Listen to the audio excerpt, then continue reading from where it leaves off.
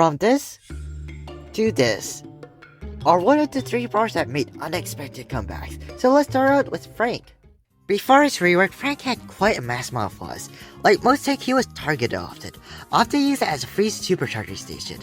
While this did help charge his super due to the tank trait, the issue lied on how his attack and super function. They all suffered from delays, making them very easy to dodge. Even when you did manage to land a hit, the damage was disappointing given how frequently you'd hit an enemy, even though the damage is pretty high. This was particularly noticeable because he lacked a hypercharge. And because of this delay Frank had, for many years Frank was in the F tier consistently, and it almost seemed hopeless for Frank. But on June 25, 2024, Frank got his most awaited rework. This solves Frank's main issue he had, delays. They ended up making his attack shorter the lower his health gets, but on top of that he got very broken hypercharge. And this was the thing he needed to skyrocket the absurd brokenness. You can get so many hits at low health that doesn't matter if you're about to die.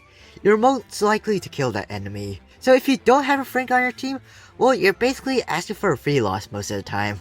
But thankfully Frank did receive a nerf to his speed multiplier for his main attack, and he's still pretty good. However, what's scarier to Frank is Lilly. Now, Lily's situation is very interesting. Before her ammo change, she had a tough time.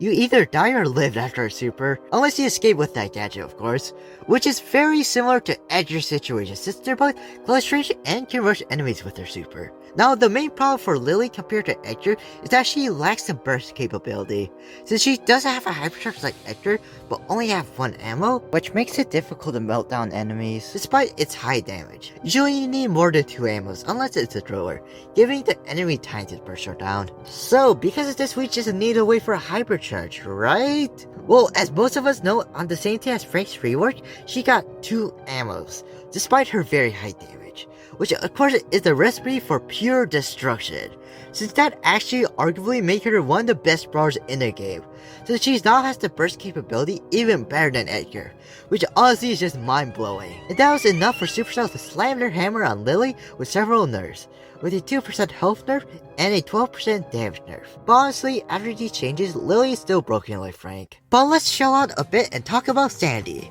Now, before the introduction of his hypercharge, he was a very solid brawler, especially with a super that can control a massive area. Now, he had a gadget that can stun enemies and a star power that can constantly damage enemies in his super. And with these powerful abilities, it's very obvious why he's been in the A tier for the past few months. So, what did the genius at Supercell do when creating a hypercharge for him?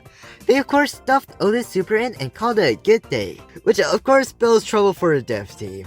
So when it was released on April 23, 2024, chaos erupted everywhere with him being one of the best brawlers. He could cycle his super so often, which can be very chaotic for a hypercharged brawler like him. So because of this, in the next update, they nerfed its charge rate by 30% for its hypercharge, and honestly after that Sandy is still very strong, but definitely chilled out him. But what about brawlers that instantly fell after release? How are they doing now? Well, check out this video.